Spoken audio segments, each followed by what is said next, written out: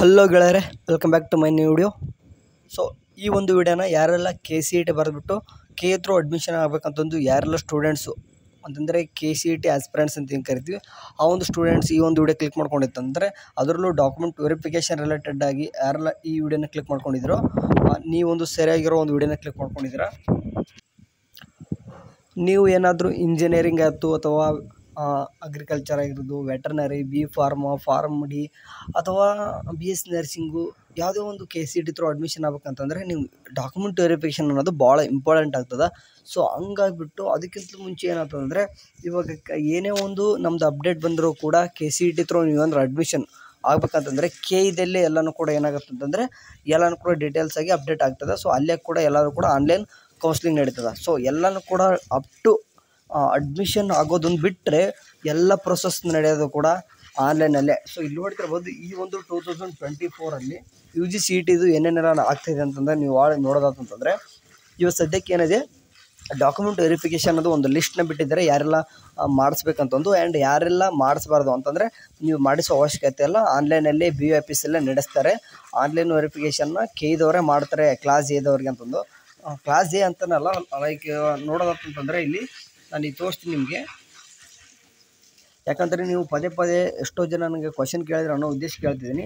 ಇವಾಗ ನೋಡಿರಿ, class BCDIJKLMNZ ಇಷ್ಟು ಏನು ಮಾಡಬೇಕು ಅಂದರೆ ಈ ಒಂದು ಸ್ಟೂಡೆಂಟ್ಸು ಆಫ್ಲೈನ್ ವೆರಿಫಿಕೇಷನ್ ಅನ್ನೋದು ನಡೀತದೆ, ಗೊತ್ತಿದೆ ಎಲ್ಲರೂ ಕೂಡ ಬೆಂಗಳೂರಿಗೆ ಹೋಗ್ತಾರೆ, ಮಾಡ್ಕೊತಾರೆ. ಆ್ಯಂಡ್ ರಿಮೈನಿಂಗ್ ಸ್ಟೂಡೆಂಟ್ಸ್ ಯಾರಲ್ಲ ಅಂತಂದರೆ AEFGHO ಈ ಒಂದು ಸ್ಟೂಡೆಂಟ್ಸು ಎಲ್ಲನೂ ಕೂಡ ಆನ್ಲೈನಲ್ಲಿ ನೀವು ಏನೂ ಕೂಡ ಮಾಡಬೇಡ್ರಿ. ಆ್ಯಂಡ್ ಡಾಕ್ಯುಮೆಂಟ್ಸ್ ಅಷ್ಟೇ ರೆಡಿ ಇಟ್ಕೊರಿ. ಓಕೆ, ಡಾಕ್ಯುಮೆಂಟ್ಸ್ ಅಷ್ಟೇ. ಏನಂದ್ಲೋ ಅಪ್ಲಿಕೇಶನ್ ಹಾಕುವಾಗ ಏನೆಲ್ಲ ನೀವು ಸ್ಕ್ಯಾನ್ ಮಾಡಿ ಕಳಿಸಿದ್ರು ನಿಮ್ಗೆ ನೆನಪಿರಲ್ಲ. ಬಟ್ ನಾನು ಏನೇನೆಲ್ಲ ಡಾಕ್ಯುಮೆಂಟ್ಸ್ ಬೇಕಂತಂದರೆ ನಿಮ್ಗೆ ವಿಡಿಯೋ ಮಾಡಿರಿ. ಅಡ್ಮಿಷನ್ಗೆ ಬೇಕಾಗುವ ಡಾಕ್ಯುಮೆಂಟ್ಸ್ನ ಇವಾಗಲೇ ರೆಡಿ ಇಟ್ಕೊಳ್ಳೋಕೆ ನಿಮ್ಗೆ ಹೇಳ್ತೀನಿ. ಯಾಕಂತಂದರೆ ಅಡ್ಮಿಷನ್ಗೆ ಹೋಗ್ಬೇಕಂತಂದರೆ ಬಿಫೋರ್ 1 ಡೇನೇ ಎಲ್ಲನೂ ಕೂಡ ರೆಡಿ ಇದ್ದರೆ ಬೆಟರ್. ಯಾಕಂತಂದರೆ 3 ರಿಂದ 4 ದಿನ ಅಷ್ಟೇ ಟೈಮ್ ಇರ್ತದೆ ನಿಮ್ಗೆ ಅಡ್ಮಿಷನ್ಗೆ. ಆ ಒಂದು ಟೈಮಲ್ಲಿ ಡಾಕ್ಯುಮೆಂಟ್ಸು ಗೌರ್ಮೆಂಟ್ ಕಾಲೇಜ್ ಸಿಕ್ಕರಂತರೂ ನೀವೆಲ್ಲ ಕೊಡಲೇಬೇಕು. ಪ್ರೈವೇಟ್ ಕಾಲೇಜ್ ಸಿಕ್ಕರೆ ನಡೀತದೆ, ಬಟ್ ಗೌರ್ಮೆಂಟ್ ಕಾಲೇಜ್ ಸಿಕ್ಕಾಗ ಸ್ವಲ್ಪ ಓಡಾಡಬೇಕಾಗ್ತದೆ. ಯಾಕಂತಂದರೆ ಆವಾಗ ಅವರು ಎಲ್ಲನೂ ಕೂಡ ಕೇಳ್ತಾರೆ. ಸೊ ಹಂಗಾಗ್ಬಿಟ್ಟು ಡಾಕ್ಯುಮೆಂಟ್ ಈಸ್ ವೆರಿ ಇಂಪಾರ್ಟೆಂಟ್. ಯಾಕಂತಂದರೆ ಅಡ್ಮಿಷನ್ಗೆ ಅದು ಇರದೇ ಹೋತಂದರೆ ಅಡ್ಮಿಷನ್ ಕೂಡ ಎಷ್ಟೋ ಜನ ಹುಡುಗರದಾಗಿರಲ್ಲ. ಸೊ ಆ ಒಂದು ಉದ್ದೇಶ ಇಟ್ಕೊಂಡು ಎಲ್ಲನೂ ಕೂಡ ಡಾಕ್ಯುಮೆಂಟ್ಸ್ ಕೂಡ ನಿಮಗೆ ಡೀಟೇಲ್ಸಾಗಿ ಹೇಳ್ತೀನಿ. ಸದ್ಯಕ್ಕೆ ಇದೇನು ಕಾಣಿಸ್ತಿದೆ ಎಲ್ಲರೂ ಕೂಡ ಆನ್ಲೈನ್ ಆಫ್ಲೈನ್ ಎಲ್ಲನೂ ಕೂಡ KE ಕಡೆಯಿಂದ ಅಪ್ಡೇಟ್ ಆಗೈತೆ. ನಾನು ಇವಾಗ ಏನು ಮಾತಾಡೋಕೆ ಹೋಗ್ತಿದ್ದೀನಿ ಅಂದರೆ, ಇವಾಗ ನೋಡಿರಿ, ಇವಾಗ ಆನ್ಲೈನ್ ಅಂತ ಹೇಳಿದಾರೆ ಅಂದರೆ ಇವರು ಕೂಡ ಡಾಕ್ಯುಮೆಂಟ್ ವೆರಿಫಿಕೇಷನ್ ಆಗುತ್ತೆ ಅಂತ ಹೇಳಿದೆ. ಬಟ್ ಸ್ಲಿಪ್ ಅನ್ನೋದು ಬೇಕಲ್ವ, ಇವರು ಕೂಡ ಸೀಕ್ರೆಟ್ ಕೋಡ್ ಮತ್ತು ಅಪ್ಲಿಕೇಶನ್ ನಂಬರ್ ಅನ್ನೋದು ಬೇಕು. ಯಾರಿಗೆ? ಕ್ಲಾಸ್ ಎದವ್ರಿಗೆ. ಮತ್ತು ಕ್ಲಾಸ್ ಎ ಅಷ್ಟೇ ಅಲ್ಲ, ಕ್ಲಾಸ್ ಕಾಣಿಸ್ತಿದೆ ನೋಡಿರಿ, EFGHO ಇಷ್ಟು ಸ್ಟೂಡೆಂಟ್ಸ್ ಏನಪ್ಪ ಅಂತಂದರೆ ಟೋಟಲಾಗಿ ಏನು ನಡಿಬೇಕು, ಅವ್ರದ್ದು ಕೂಡ ವೆರಿಫಿಕೇಷನ್ ಆಗಲೇಬೇಕು. ಎಲ್ಲನೂ ಕೂಡ ಆನ್ಲೈನ್ ಆಗುತ್ತೆ, ಬಟ್ ಅವ್ರದ್ದು ವೆರಿಫಿಕೇಷನ್ ಸ್ಲಿಪ್ಪು ಎಲ್ಲಿ ಬರುತ್ತೆ, ಯಾವಾಗ ಬರುತ್ತೆ ಅನ್ನೋದಂತಂದರೆ ನೋಡಿರಿ, KEದವರು ಎಲ್ಲರದ್ದು ಆಗಬೇಕು. ಒಂದು ಸ್ಟೂಡೆಂಟ್ಸ್ ಅಲ್ಲ, ಎಲ್ಲರದ್ದು ಆಗಬೇಕು. ಇನ್ ಕೇಸ್ ಅದರಲ್ಲೇ ಯಾರ್ದು ಕೆಲವೊಂದಿಷ್ಟು ನೋಡಿರಿ, ಕ್ಯಾಸ್ಟಲ್ಲಿ ಏನು ಮಾಡಿರ್ತಾರೆ ಅಂತಂದರೆ ನೀವು 3B ಇರ್ತೀರ, ಬಟ್ SC ಹಾಕಿರ್ತಾರೆ. ಇನ್ ಕೇಸ್ RD ನಂಬರ್ ತಪ್ಪು ಹಾಕಿರ್ತಾರೆ, ಅಥವಾ 1 to 7th ನೀವೇನಾದರೂ ಇಂಗ್ಲೀಷ್ ಮೀಡಿಯಮ್ ಕಲ್ತ್ಬಿಟ್ಟು ಕನ್ನಡ ಮೀಡಿಯಮ್ ಅಂತ ಹಾಕಿರ್ತಾರೆ. ಬಟ್ ಏನಾದರೂ ತಪ್ಪು ಹಾಕಿಬಿಟ್ಟು ನೀವೇನಾದರೂ BOIPsಲ್ಲಿ KEದವ್ರನ್ನ ಕಳಿಸಿರ್ತಾರಲ್ವ, ಅಲ್ಲಿ ರಿಜೆಕ್ಟೆಡ್ ಆಗಿ ನಿಮ್ದು ಏನಾದರೂ ಬಂದರೆ ಓಕೆ, ನಾಳೆ ಬರೋ ಚಾನ್ಸಸ್ಸು ಕೂಡ ಇದೆ ಆ್ಯಕ್ಚುಲಿ. ಯಾಕಂತಂದರೆ ಎಷ್ಟೋ ಜನದ್ದು ಡಾಕ್ಯುಮೆಂಟ್ ವೆರಿಫಿಕೇಷನ್ ರಿಜೆಕ್ಟ್ ಆಗ್ತವೆ. ಸೊ ಹಂಗಾಗಿಬಿಟ್ಟು ಅವ್ರನ್ನೇ ಸ್ಟೂಡೆಂಟ್ಸ್ನ ಹಂಗೆ ಬಿಡೋಕ್ಕೆ ಬರೋಲ್ಲ, ಅವ್ರನ್ನೂ ಕೂಡ ಸರಿ ಮಾಡಬೇಕು. ಹಂಗಾಗಿಬಿಟ್ಟು ಸರಿ ಮಾಡ್ಬೇಕು ಅನ್ನೋಕೆ ಏನು ಮಾಡ್ತಾರೆ, ಆ ಒಂದು ಯಾರ್ದೆಲ್ಲ ರಿಜೆಕ್ಟ್ ಆಗಿರ್ತದೋ ಅದೊಂದು ಲಿಸ್ಟು ಕೂಡ ಮೇ ಬಿ KE ಕಡೆಯಿಂದ ಬಿಡೋ ಸಾಧ್ಯತೆ ಜಾಸ್ತಿ ಐತೆ. ಹೇಳಿದ್ನಲ್ವ, ಇವಾಗ ಏನು ಕ್ಲಾಸ್ ಎದವರು ಅಥವಾ ಕ್ಲಾಸ್ ಕೆಲವೊಂದಿಷ್ಟು ಹೇಳಿದೆ ನೋಡಿರಿ, ಇಷ್ಟೊತ್ತು ಒಂದು 5 ರಿಂದ 6 ಹೇಳಿದೆ, ಬಟ್ ಕ್ಲಾಸ್ ಎದಲ್ಲೇ ಜಾಸ್ತಿ ಇರ್ತಾರೆ.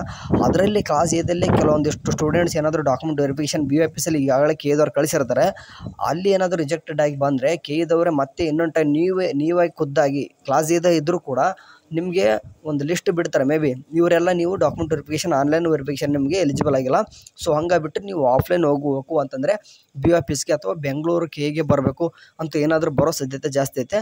ಆ ಒಂದು ಅದು ಆದ ತಕ್ಷಣ ಅದಂತೂ ಆಗಬೇಕು ಅನಿಸುತ್ತೆ. ಯಾಕಂತಂದರೆ ಎಷ್ಟು ಹುಡುಗರದು ಡಾಕ್ಯುಮೆಂಟ್ ವೆರಿಫಿಕೇಷನ್ ಕರೆಕ್ಟ್ ಆಗಿರಲ್ಲ, ವೆರಿಫಿಕೇಷನ್ ಆಗಲೇಬೇಕು. ಯಾಕಂತಂದರೆ ತಪ್ಪಾಗಿರ್ತದೆ.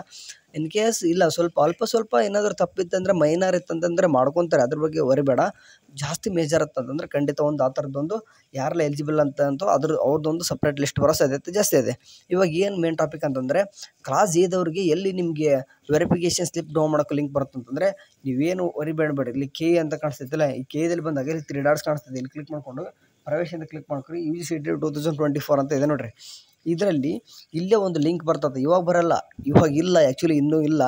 KE ಕಡೆಯಿಂದ ಯಾವಾಗ ಬರುತ್ತೆ ಅಂತ ಗೊತ್ತಿಲ್ಲ, ಒಟ್ಟೆ ಬರ್ತದೆ. ಓಕೆ, ಅದು ಇಲ್ಲಿ ಮೇನ್ ಪೇಜ್ ಒಳಗೂ ಬರ್ತದೆ, ಬಟ್ ಇಲ್ಲಿನೂ ಕೂಡ ಸಪ್ರೇಟಾಗಿ ಬಂದಿರ್ತದೆ. ಇದು ಬರ್ಬೇಕಂತಂದರೆ ಎಲ್ಲರದ್ದು ಕೂಡ ವೆರಿಫಿಕೇಷನ್ ಆಗಬೇಕು. ಎಲ್ಲ ಇಡೀ ಕರ್ನಾಟಕದಲ್ಲಿರುವಂಥ ಎಲ್ಲ BE ಆಫೀಸ್ಗಳು KE ಅವ್ರಿಗೆ ವಾಪಸ್ ಎಲ್ಲ ವೆರಿಫೈ ಮಾಡಿ ವಾಪಸ್ ಕಳಿಸ್ಬೇಕು. KEದವರು ಅದನ್ನ ಎಂಟ್ರಿ ತೊಗೊಂಡು ಎಲ್ಲರೂ ಕೂಡ ಒಂದು ಸ್ಲಿಪ್ನ ಜನ್ರೇಟ್ ಮಾಡಿಬಿಟ್ಟು ಎಲ್ಲ ಒಂದು ಸ್ಟೂಡೆಂಟ್ಸ್ದು CET ಅಪ್ಲಿಕೇಶನ್ ನಂಬರ್ ತಕ್ಕನಾಗೆ ಒಂದು ವೆರಿಫಿಕೇಷನ್ ಸ್ಲಿಪ್ನ ಒಂದು ಲಿಂಕಲ್ಲಿ ಆ್ಯಡ್ ಮಾಡಬೇಕು. ಸೊ ಇದೆಲ್ಲನೂ ಕೂಡ ಪ್ರೊಸೆಸ್ ಆಗ್ಬೇಕು. ಸ್ವಲ್ಪ ಟೈಮ್ ಹಿಡಿಬೋದು, ಬಟ್ ಬೇಗ ಆಗುತ್ತೆ. ನಮ್ಮ KEದವರು ಇಂಥವೆಲ್ಲ ಪ್ರೊಸೆಸ್ ಲೇಟ್ ಮಾಡಲ್ಲ, ಬೇಗ ಮಾಡ್ತಾರೆ. ಇಷ್ಟೆಲ್ಲ ದೊಡ್ಡ ಕೆಲಸನೇ ಅಲ್ಲ ಆ್ಯಕ್ಚುಲಿ ಅವರು. ಈಗ ಆಫ್ಲೈನ್ ನಂತರ 29ಕ್ಕೆ ಮುಗಿತದೆ. 29 ಅನ್ನೋಷ್ಟರಲ್ಲೇ ಇದನ್ನು ಕೂಡ ಮುಗಿತದೆ. ನಿಮಗೂ ಕೂಡ ವೆರಿಫಿಕೇಷನ್ ಸ್ಲಿಪ್ ಒಂದು ಡೌನ್ಲೋಡ್ ಲಿಂಕ್ ಬರುತ್ತೆ. ಬಂದಾಗಂತೂ ನಾನು ನಿಮಗೆ ತಿಳಿಸ್ತೀನಿ, ಅದ್ರ ಬಗ್ಗೆ ಚಿಂತೆ ಬೇಡ. ಯಾಕಂತಂದ್ರೆ ಲಿಂಕ್ ಬೇಕು, ಯಾಕಂತಂದ್ರೆ ಲಿಂಕ್ ಇದರಿಂದ ನಿಮ್ಗೆ ಸಿಗೋದು ಅಪ್ಲಿಕೇಶನ್ ನಂಬರು, ಸೀಕ್ರೆಟ್ ಕೋಡ್ ಸಿಗ್ತದೆ. ಎರಡೂ ಇಟ್ಕೊಂಡು ನೀವು ಆಪ್ಷನ್ ಎಂಟ್ರಿ ಮಾಡೋಕ್ಕೆ ಬರ್ತದೆ. ಆಪ್ಷನ್ ಎಂಟ್ರಿ ಮಾಡೋಕ್ಕೆ ಬಂದರೆ ನೀವು ಕಾಲೇಜಸ್ನ ಆ್ಯಡ್ ಮಾಡ್ತೀರಾ, ಮುಂದೆ ಸೀಟ್ ಸಿಗ್ತದೆ, ಸೀಟ್ ಅಡ್ಮಿಷನ್ ಕೂಡ ಆಗುತ್ತೆ. ಸೊ ಇವೆಲ್ಲನೂ ಕೂಡ ಆಗಬೇಕಂತಂದ್ರೆ ವೆರಿಫಿಕೇಷನ್ ಆಗಲೇಬೇಕು. ನೀವು ಯಾವುದೇ ಕ್ಲಾಸ್ ಏನಾದರೂ ಇರಿ, B ಆದರೂ ಇರಿ, C ಆದರೂ ಇರಿ, ನಿಮಗೊಂದು ಸ್ಲಿಪ್ ಬೇಕೇ ಬೇಕು. ಸರಿ, ಇವಾಗ ಏನು ಹೇಳ್ತೀನಿ, KEದಲ್ಲಿ ನಿಮ್ದು ಏನೇ ಅಪ್ಡೇಟ್ ಬಂದರೂ ಕೂಡ ಇಲ್ಲೇ KEದಲ್ಲೇ ಇರ್ತದೆ. ನಾವು ಅವಾಗ ನಾವು ಕೂಡ KE ನೋಡ್ತಿರ್ತೀವಿ, ನೀವು ನೋಡ್ತೀರಿ. ಆ್ಯಂಡ್ ತಪ್ಪದೆ ನಮ್ಮ ಒಂದು ವಾಟ್ಸಪ್ ಗ್ರೂಪ್ ಅಂದ್ರೆ ಜಾಯ್ನ್ ಆಗಿಬಿಟ್ರಪ್ಪ. ಆ್ಯಂಡ್ ಚಾನಲ್ಗೆ ಫಸ್ಟ್ ಟೈಮ್ ವಿಸಿಟ್ ಕೊಟ್ಟಿದ್ದರೆ ಸಬ್ಸ್ಕ್ರೈಬ್ ಆಗಿ. ಏನೇ ಅಪ್ಡೇಟ್ ಬಂದರೂ ಕೂಡ ತಿಳಿಸ್ತೀನಿ. ಅಲ್ಲಿವರೆಗೂ ಚಾನಲ್ ನೋಡ್ತೀರಿ. ಟೇಕ್ ಕೇರ್, ಬಾಯ್.